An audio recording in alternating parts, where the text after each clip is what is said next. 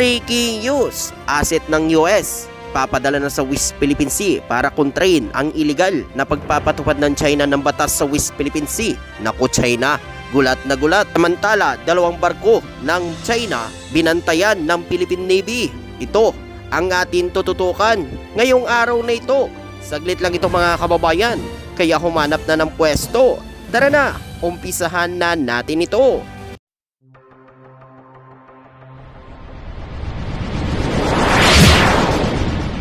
Trupang Hilonggo, Please subscribe subscribe and like. and share. Ayon umano sa balita, ipapakalat na ng United States Coast Guard ang kanilang mga asset upang suportahan ang Philippine Coast Guard sa pagtataguyod ng kanilang mga karapatan sa soberanya sa West Philippine Sea sa gitna ng napipintong pagpapatupad ng anti-trespassing policy ng China na lumabag sa eksklusibong zonang pang-ekonomiya ng bansa.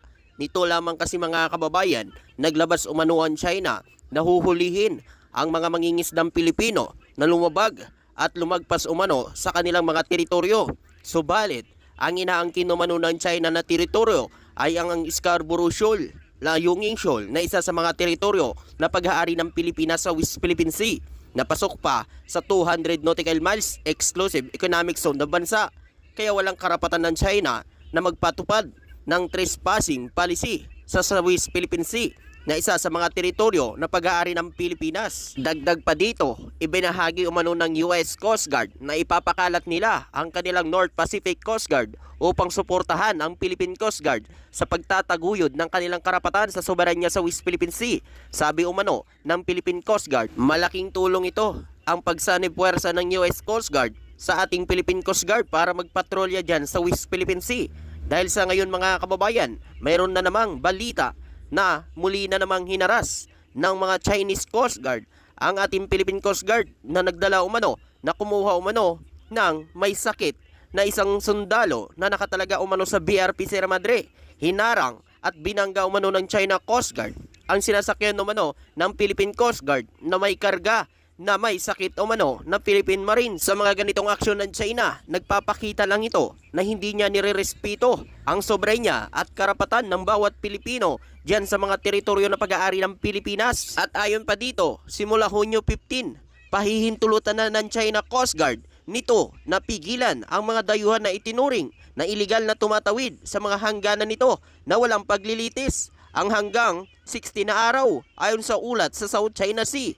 Bilang tugon umano, sinabi umano ng Philippine Coast Guard Commandant Admiral Rooney Gale Gaban, paigtingin din ng ahensya ng deployment nito at hinihikayat din niya ang US Coast Guard at Japan Coast Guard na palakasin ang kanilang presensya sa mataas na dagat. At ayon pa sa nakalat nating impormasyon, nakikipag-ugnayan ang Pilipinas sa Estados Unidos upang simulan ang mga Joint Maritime Patrol sa South China Sea upang suportahan ang kalayaan ng paglalayag ng gobyerno ng Estados Unidos at pagdideploy ng Coast Guard sa South China Sea ay isang hakbang upang maiwasan ng anumang maling pagtantiya at upang pigilan ng China na humanap ng dahilan upang magpataas ng tensyon sa lugar.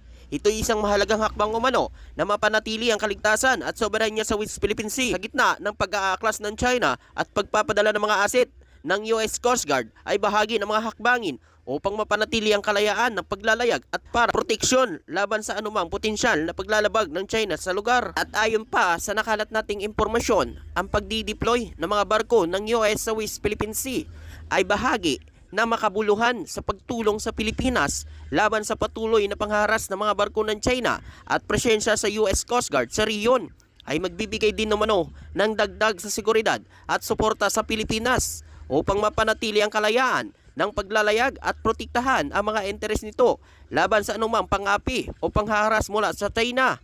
Ang pagkakaroon naman ng mga asset ng US Coast Guard sa West Philippine Sea ay maaaring magdulot ng pagkakaisa at pagpapatupad ng batas at pagpapanatili ng kapayapaan at kaayusan sa riyon. Ito ay isang hakbang upang mapanatili ang balance at kapangyarihan at ipakita ang suporta ng Estados Unidos, Pilipinas laban sa anuman agresibong kilos ng China.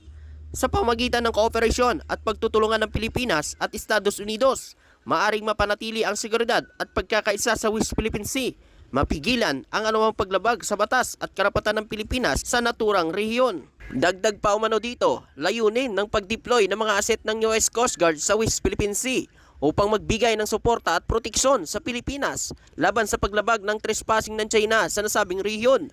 Ang pagsasagawa ng Joint Maritime Patrol sa South China Sea, kung saan kasama ang West Philippine Sea, ay bahagi ng kooperasyon sa pagitan ng Pilipinas at Estados Unidos sa pagsisiguro ng kalayaan sa paglalayag at protekta sa soberanya ng Pilipinas laban sa anumang pag-aagaw o pagsasalakay. At dagdag pa dito, ang pagpapadala ng mga asit ng US Coast Guard ay naglalayong mapanatili ang seguridad at kaayusan sa riyon, lalo na sa harap ng mga agresibong hakbang ng China, kabilang ang paggamit ng Coast Guard ng Maritime Militia upang ipaglaban ang kanilang mga territorial na ambisyon. Sa pamagitan ng pagpapalakas ng kooperasyon sa pagitan ng Pilipinas, Estados Unidos, umaasa ang bansang ito na mapanatili ang kalayaan ng paglalayag at protektahan ang mga mahalagang ruta ng kalakalan at mapanatili ang kapayapaan at seguridad sa riyon ng South China Sea, kabilang na ang West Philippine Sea. Ikaw kababayan, ano ang masasabi mo at makukomento mo dito at sa iba pang mga balita? Ayon umano sa balita, sinabi ng Armed Forces of the Philippines nitong Biyernes na nagpadala sila ng barko ng Philippine Navy para aninuhan ang dalawang Chinese naval vessel na nakita na dumaan sa Basilan Strait. Nito lamang Hunyo 6, 2024 na monitor umano ng Armed Forces of the Philippines sa pamamagitan ng Naval Force Western Mindanao ang presensya ng dalawang People's Republic of China vessel sa isang training ship na may bow number na 83 at isang amphibious transport dock na may bow number na 999 na dumadaan sa Basilan Strait within na Zamboanga Peninsula, sabi umano ng EP sa isang pahayag. At ayon pa dito, alinsunod sa standard na operating procedure, sinabi ng Armed Forces of the Philippines na agad nitong ipinakalat ang Fast Attack Interdiction Craft, ang BRP Domingo de Luana na 905 para sa aninong monitor at pagdaan ng dalawang People Liberation Army Navy ng China. Idinagdag pa nito na ang paglabas din ng Standard Challenge ng BRP Domingo de Luana sa mga Chinese naval vessel na ito ay isa sa mga sasakyang pandagat ng China na tumugon na ito ay nagsasagawa ng normal na pag-navigate mula sa huling daungan nito. At ayon pa dito, ang Basilan Strait ay kinikilala bilang isang internasyonal na sea lane na nagpapahintulot sa inosenteng pagdaan na masasakyang pandagat mula sa iba't ibang bansa, sinabi umano sa isang pahayag ng Armed Forces of the Philippines. Tiniyak din ng Armed Forces of the Philippines sa publiko na mananatili itong magbabantay sa pagsusubaybay sa lahat ng aktibidad sa loob ng ating maritime zone na nakatuon sa pagtiyak sa kaligtasan at seguridad sa karagatan ng Pilipinas.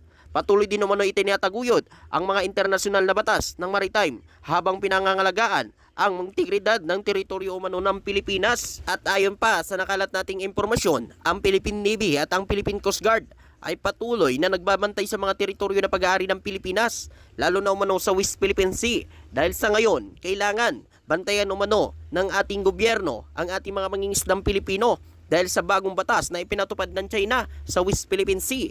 Ikaw kababayan, ano ang masasabi mo at makukomento mo dito? Siyempre hanggang dito na lang. Maraming salamat po.